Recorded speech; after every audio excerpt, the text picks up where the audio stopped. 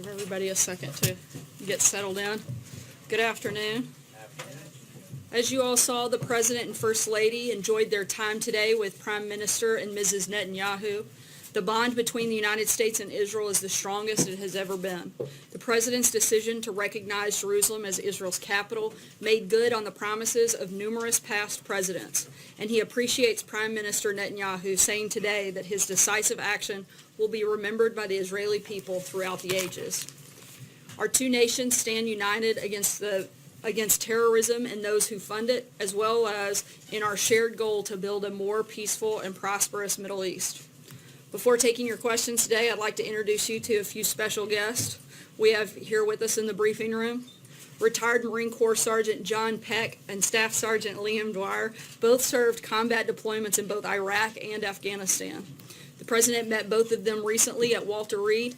Sergeant Peck suffered a traumatic brain injury in Iraq during his first tour of duty. Then, after 2 years of therapy, he re-enlisted and deployed to Afghanistan. While there, he stepped on an IED and lost both arms and legs. He spent 2 years at Walter Reed and in 2016 received a double arm transplant.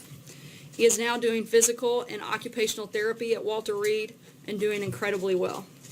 Staff Sergeant Dwyer endured a roadside bomb explosion in Iraq, but he re-upped and later went to Afghanistan. While there, he stepped on an IED, resulting in the loss of his left leg and severe injuries to his right arm, leg, and torso. Doctors were able to save his limbs and reattach them through over 50 surgeries. And after previously spending 4 years at Walter Reed, he is back there to receive additional surgeries in the coming months. Thank you both for your service and for inspiring us all with your bravery, sense of duty, and resilience. These men represent the very best of America and remind us why it's so important to make sure our great veterans get the care they deserve. Transforming the Department of Veterans Affairs has been one of the President's top priorities.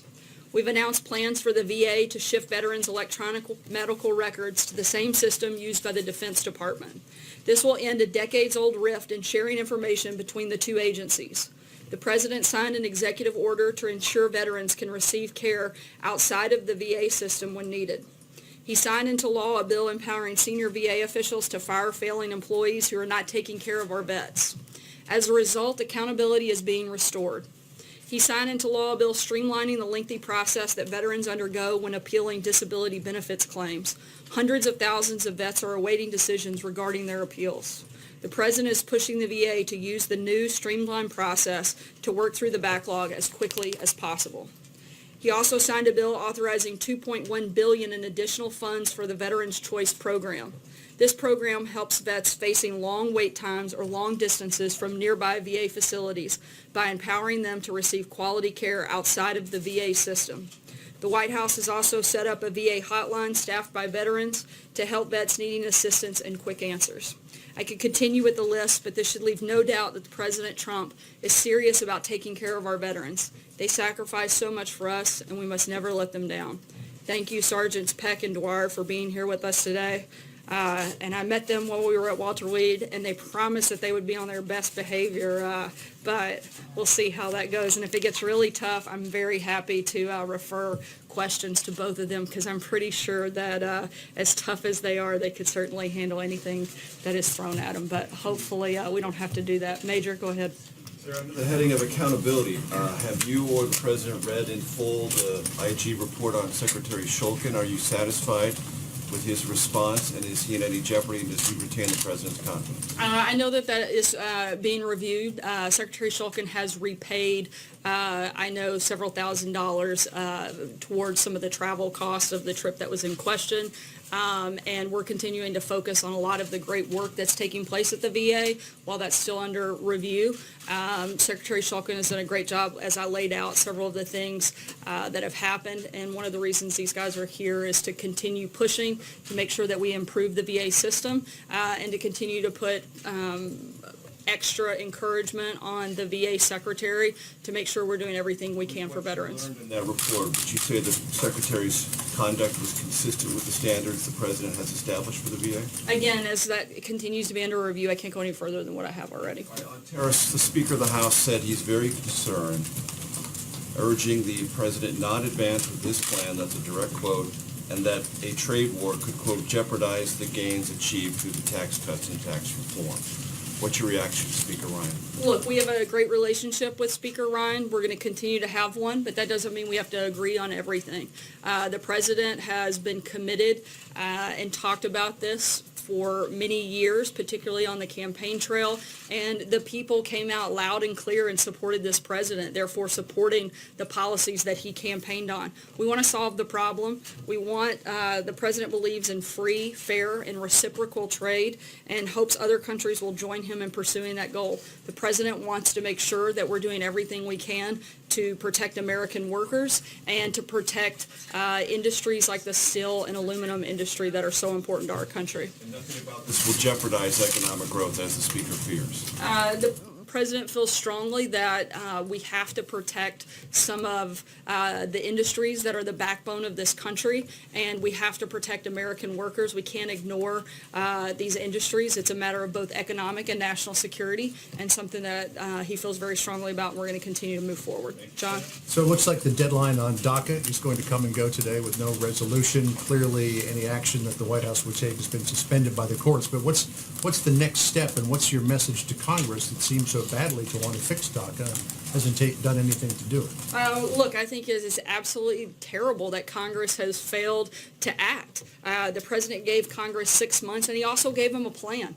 He gave them 4 pillars that he wanted to see in legislation and principles that the majority of members of Congress have supported in the past. They claim to want to fix DACA. The president laid out a pathway and an exact way to do that. They failed to address it, but we're still hopeful that Congress will actually do their jobs, show up and get something done and fix this problem, not kick it down the road and not continue to ignore it. When it eventually gets to the Supreme Court, I assume you're expecting a favorable ruling from the Supreme Court. So then what happens? Look, we fully expect to win on an appeal, and if we needed to go to the Supreme Court, we feel very confident there as well. But again, it's Congress's job to pass laws. And the president has laid out what he wants to see them. And the sad part is that both Republicans and Democrats don't disagree on most of the merits of this legislation. The fact that they can't actually come together and get something done is pathetic, and now they're using the courts as an excuse. They need to come to work and actually do what they were elected to do. If the court reinstates his authority to rescind the DACA protections and Congress doesn't act, is the president willing to back off on rescinding DACA? I'm not going to get ahead of what the president may or may not do on that front. We're still asking Congress to actually do their jobs. Jordan? Thanks, Sarah. The president had some tough words for U.S. allies today on trade, saying they were ripping off the U.S. just as much as our enemies. So has the president ruled out exceptions under these steel and aluminum tariffs for certain U.S. allies, or are those still on the table? We're still finalizing what the final deal will look like, and I'm not going to get ahead of the president's announcement. John? We'll keep you posted. Thanks a lot, Sarah. It seems like many Republicans, including the House Speaker, were caught off guard by the president's decision as it relates to tariffs. Were they caught off guard? Were they given a heads up in any way?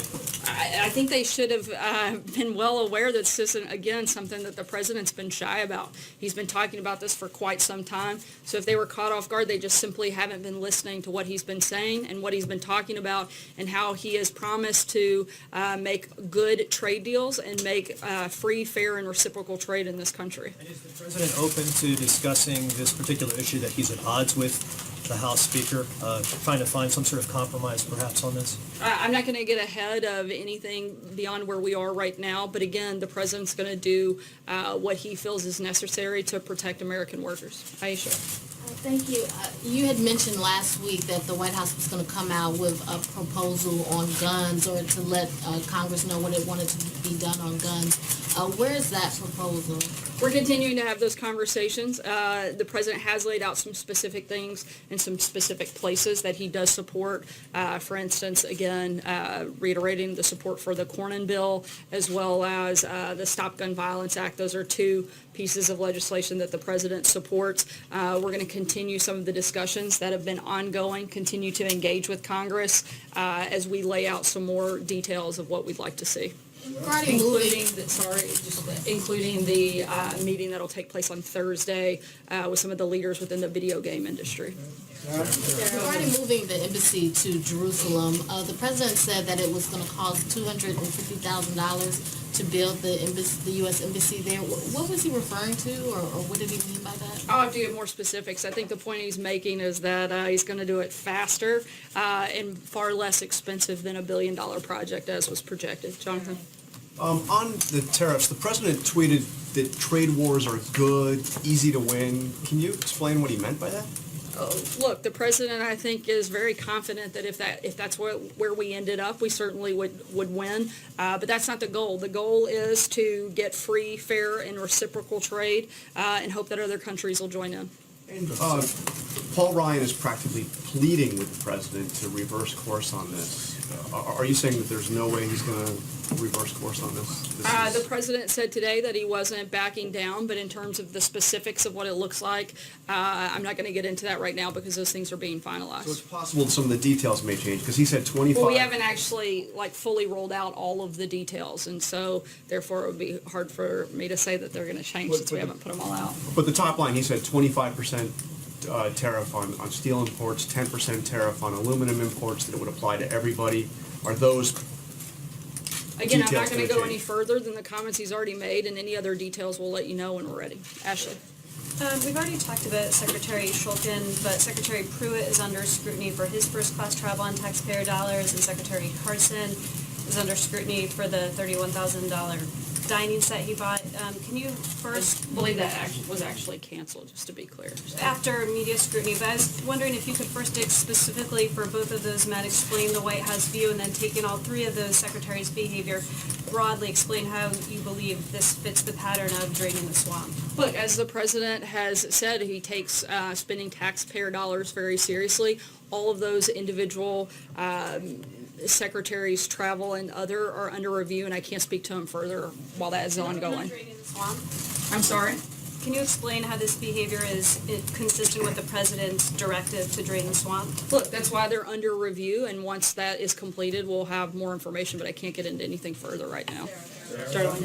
Earlier in the Oval Office, the president said that he thought the Palestinians were wanting to come back to the table to talk about Mideast peace. Can you say what he's facing now? I can only tell you that we're as committed today as we've ever been to the peace process, and we're going to continue having those conversations and pushing to get something done. But is he seeing something that the rest of us aren't seeing in terms of... He sees a lot of things that everybody else isn't seeing, but I can't get in any further than that right now. Kristen? Sir, I want to ask you about some breaking news that we're just getting. Sam Nunberg, the president's former campaign aide, is refusing a subpoena by a grand jury, and he just said on MSNBC moments ago, I think he, meaning the president, may have done something during the election, but I don't know that for sure. Your reaction? Well, I definitely think he doesn't know that for sure because he's incorrect. As we've said many times before, there was no collusion with the Trump campaign. Anything further on what his actions are, he hasn't worked at the White House, so I certainly can't speak to him or the lack of knowledge that he clearly has. What's your reaction to him not cooperating with the grand jury, refusing this subpoena? Would you encourage all of these witnesses to come forward and tell their story? Look, I'm not going to weigh into somebody that doesn't work at the White House. I can tell you from our perspective, we are fully cooperating with the Office of the Special Counsel. We're going to continue to do so. And I'll reiterate once again, the reason we are so comfortable doing so is because there is absolutely no collusion within the Trump campaign and any foreign government. Sorry, let me just ask you one on trade. Commerce Secretary Wilbur Ross was asked if there was any possibility that the president could change his mind on these new tariffs. He said whatever his final decision is what will happen. What he has said, he has said. If he says something different, it'll be something different. If this was a carefully thought out policy, Sarah, why the mixed messaging?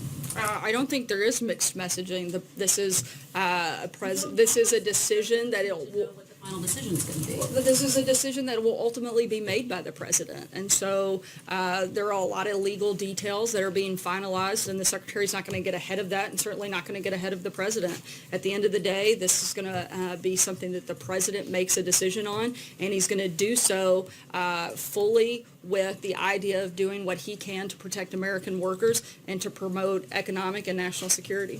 April? Sarah, two questions. Sorry, I'm going to keep moving. Two topics. What, if any, of a shift was there today in Jared Kushner's position as it relates to the meetings with Netanyahu today?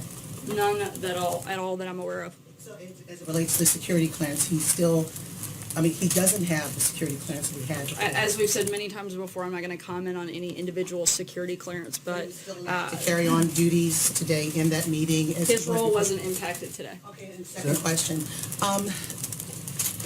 Father Flager from St. Sabina's Church in Chicago has written President Trump at least twice in reference to Chicago and guns. And you say that you're going to continue conversations about guns. Would he be someone that you would bring to the table, as he is someone who is on the ground with gangs and dealing with the issue of guns, something that's a focal point of this president, Chicago as well?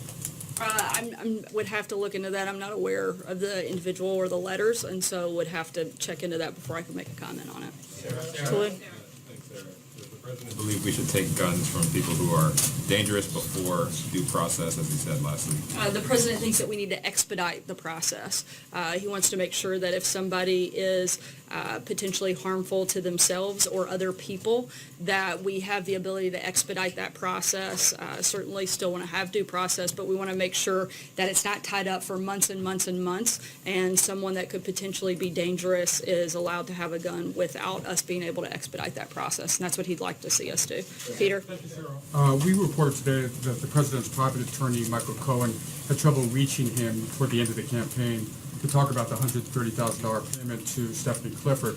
Did the president, Michael Cohen, talk about this payment at any time during the campaign or thereafter? Not that I'm aware of, and I'd refer you to Michael on that. I want to ask a follow-up about the Mideast peace process. In the Oval Office here, the president referred to the difficulty in reaching a deal. It's been more than a year since Prime Minister Netanyahu's first visit here with President Trump. He said a year ago that the administration worked to achieve a great peace deal. He'd be doing it very diligently. Why hasn't the administration put forward a proposal yet, a framework for how it sees peace in the Middle East playing it? Look, we're going to do that when we think that the time is right, but we're going to continue pushing forward. We're as committed now as we've ever been, and we want to continue in this process, and we'll let you know when we have an announcement on what that plan would look like. It seems as though there's been any progress, at least within this administration, toward achieving some kind of proposal. Why would that be? Look, again, we're not going to get ahead of where we are in this process. The conversations are still ongoing. This wasn't a problem that was created in a short amount of time. I don't think we're going to fix it overnight, but it's something we're certainly very committed to fixing and to being part of, and we're going to continue those conversations and continue pushing for that piece. John? Thank you, Sarah. Two brief questions. First, the New Yorker is carrying a story in which the former British agent Christopher Steele claims that Russian sources within the Kremlin torpedoed the nomination of Governor Romney to be Secretary of State because he's a sworn enemy of the Putin regime. The administration's response to that claim? I'm not aware of anything regarding that and don't know that to be factual in any capacity at all. Blake? Oh, sorry. My other question? Yeah, two questions. When the president announced the tariffs on China, he said they would be in effect for a very long time. I'm curious, why didn't he simply say until China relents on its policy on steel and give, a set goal for the tariffs that he was putting? Look, again, the president's ultimate goal is to get free, fair, and reciprocal trade. And if China wants to come to the table and play ball and make some significant changes, then I think we'd be open to those conversations. But at this point, we haven't seen an indication of that taking place. Take one last question, Blake. Thank you. And to end with trade, there was a study released today showing that this would be the president's proposals, a net loss of 146,000 jobs. Has the White House studied how many jobs may be lost or created because of his policies? Look, this is something the president is committed to doing, and he feels that both our national security are vitally important in this process, and we have to be able to have these industries to protect that, and so that's a big part of the goal. No study? Sure. I'm not going to say that we're not looking at every facet of this, because we certainly are. It's been a very thoughtful and long process, but that is the focus of the decision that he's making. And last week, the president's close friend, Carl Icahn, it's out there that he sold $31 million worth of stock of a company related to this whole issue just before the president made his announcement. Can you tell us the last time the president has spoken with Mr. Icahn and whether or not he told Mr. Icahn of what he was planning on doing. I'm not aware of any of their, of a recent conversation between the two of them, so I'd have to verify and get back to you, but I'm not aware of any conversations. All right, thanks, guys. I'm gonna let these, hold on, I'll let these guys take a break, and, if they wanna say anything, they're welcome certainly to, make a quick comment before we leave. Can you speak to the morale in the White House, Sarah, after Scarborough said Friday that morale's never been lowered? I definitely would not agree. I think we're in a great place. Look, we have an incredible story to tell. It's been a historic first year, and we're continuing to focus on the things that President Trump campaigned on. We're excited about what we've done and where we're going, and we're going to continue working hard for the American people. Thanks, Just a real quick, Ryan. just a I'm real going to quick. let these guys take a break. Thanks, Sarah, guys. can I ask a question? The Justice Department, say, Sarah, that's the third briefing, you've not taken a question.